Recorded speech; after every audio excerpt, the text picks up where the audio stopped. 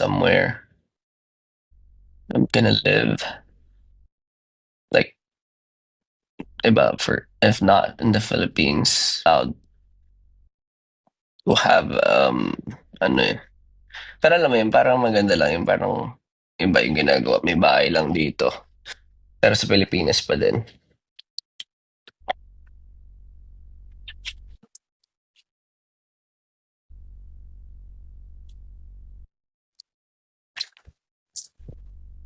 Still bright there ako kahit 7:30 p.m. na ano. Mamaya may 8 na.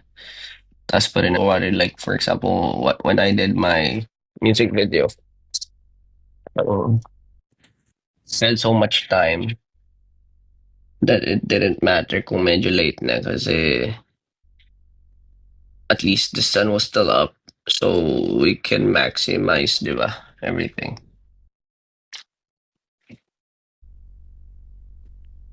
Visit Philippines. Mga buwaang.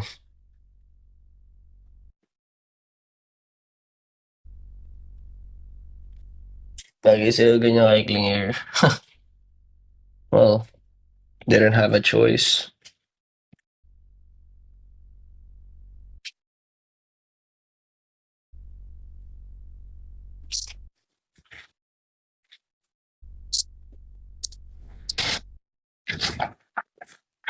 What's your go-to food? I like Cane's and In-N-Out. Pero we went to McDonald's syempre earlier. Ninang McDo, baka naman. McDo, syempre doon tayo sa wala sa Pilipinas. Yung McDonald's. Pero Cane's, isa sa mga gusto ko dito. But I would die to have rice right now. Oh my God. Kasi gusto ko talaga ng kanin, pre. Gusto ko ng kanin, man. Um, I'm not complaining about the food here. It's just that syempre, I'm used to eating a lot of, when trying to, siguro, trying to bulk or trying to fill my calories. I'm used to eating rice. It's so hard kasi bread isn't siguro my preference when it comes to ano talaga, carbs. I mean, I love burgers, but I can't do burgers every day. Chipotle, yeah, I know Chipotle, pero matagal-tagal na nga, no? Ever since na hindi ko na-try.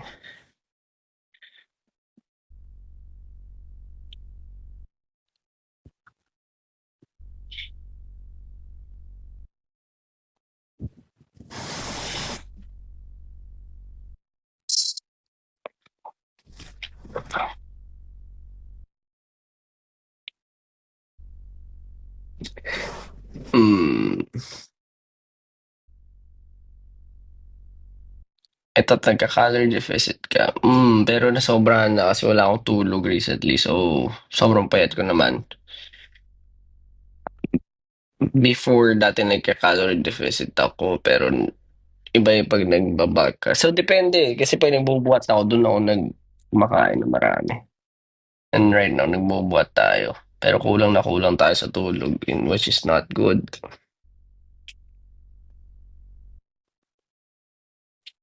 Kulang na kulang tayo, guys.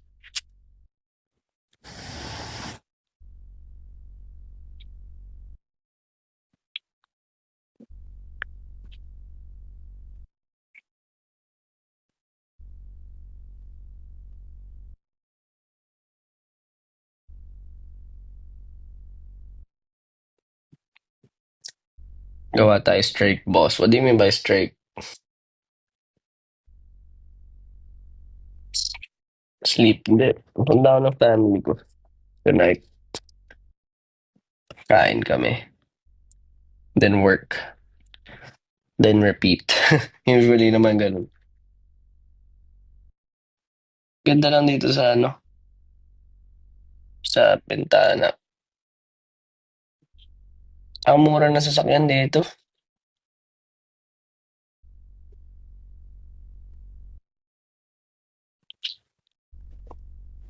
So for the people here in LA, see you all tomorrow. Alam ko yung mga tickets dito mabibilis na sold out. And I hope we can get a bigger venue next time. Pero it's still worth it because I'm gonna all see you. And that's what matters, diba? Besides, there might be a lot of opportunities here. More and syempre, seeing you all tomorrow. Yung ano natin, makapag-celebrate tayo.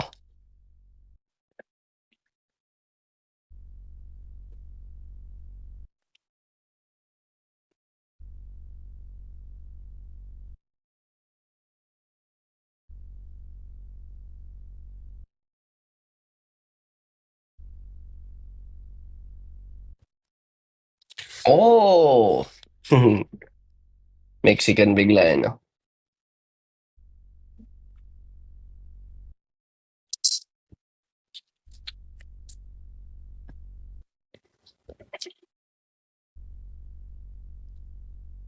Sleeping pills, melatonin, I've tried everything, pero iba talaga.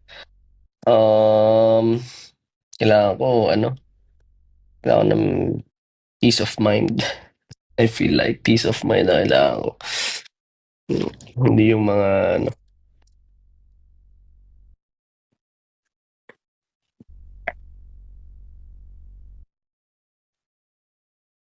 di ba patay hair mo? Di, bago yan eh, maikli na eh, so hindi yan patay. Magulo lang today. I didn't do anything. Pagtas ko maligo, nilagyan ko na ng, mas matuyo na siya ng kapao. And then that's it. Diba? Nainggit ako sa mga nakasasakyan dito, guys. What I like about here in America, they're very confident na pwede sila mag-rev. Pwede kayong mag-drive ng mabilis. I mean, there are laws, of course. I mean, pero yung mataas yung speed limit nila dito and hindi kayo matatakot na bigla-bigla may tatawid, ganun. Here, sa mga ano naman, sa mga syempre highways and um, iba sa New York kasi dikit dito doon, yun sa mga downtown. Pero at least sa mga ganitong lugar, pwedeng pwede.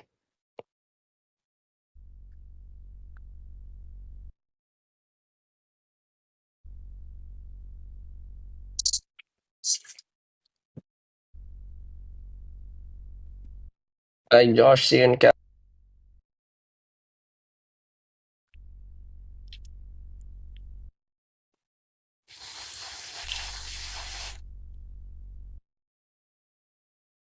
Guys, kung pasali kayo sa Limbo, suggestion na naman ako ng ano, ng mga TikTok trends na medyo madali lang.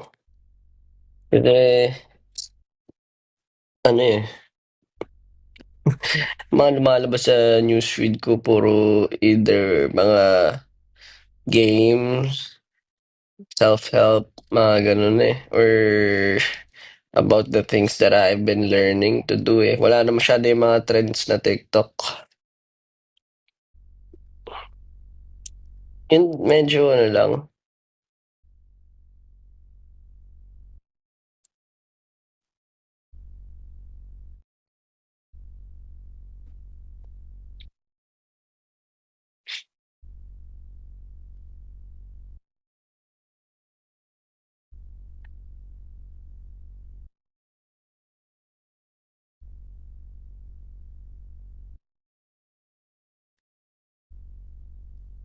bumata ako lalo sa New Year style mo. Bata naman talaga ako. Mhm. Sana rin namumuno ko ngayon. Just can we unlock a streak? What do you mean by that? Anong streak? How do you do that? You go live? Ano, every time, ganun?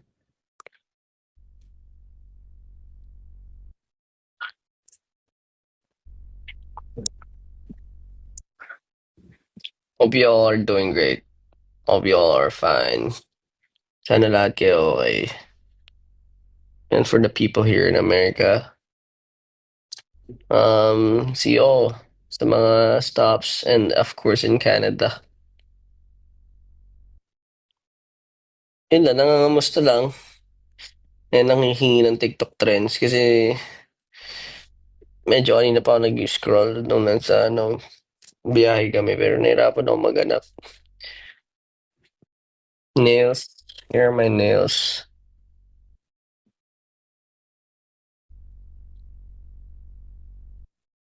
Well, yeah, I have exclusive merch for Limbo subscribers pala. So, ayun, it's called the Wifey shirt para sa mga nandoon. And sold out, yes, sold out na lahat ng merch. Pero yung Wifey merch, ilalabas pa lang. And ayun, unahan na lang kayo. Alam niyo na yan, kaya niyo na yan. Hindi ko na masyado sasabihin yun. Pero normally, ano naman, nag-a-announce naman kami beforehand pag doon sa loob, pag mag-release kami. Usually exclusive lang.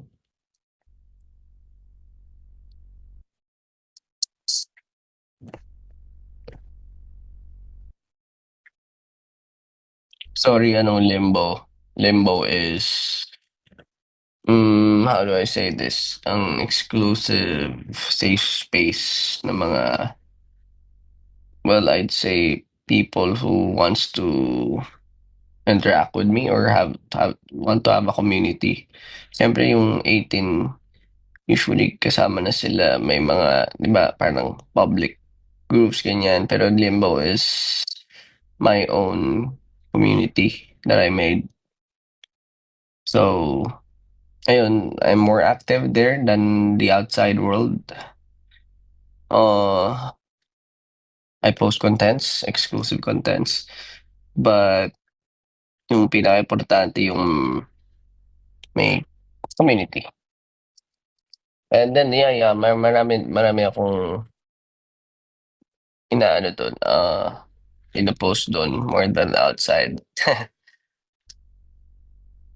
Tapos ano pa ba? Ayun, mga unreleased songs. Then we have our own Discord server. But ayun, you have to be part of it. You have to subscribe first.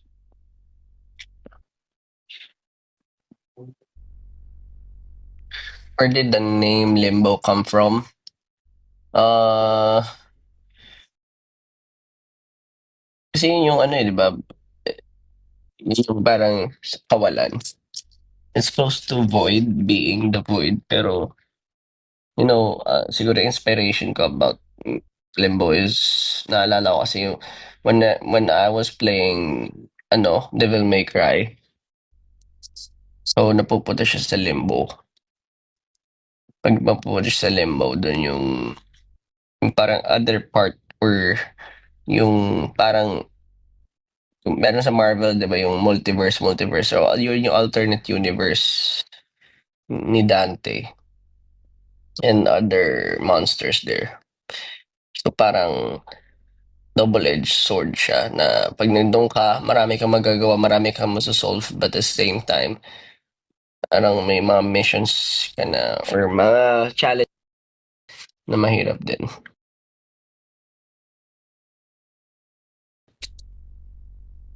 Pero yun, hindi ko alam yung straight na sinasabi niyo. Yes, if you can get top wifey badges naman sa Facebook.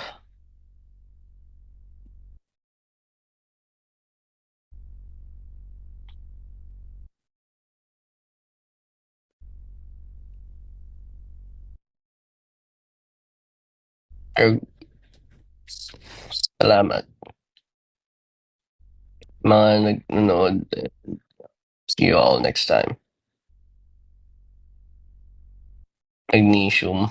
Yeah, I might need magnesium.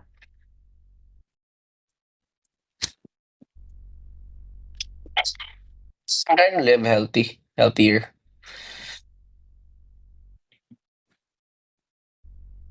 Lasing. Who would say that, diba?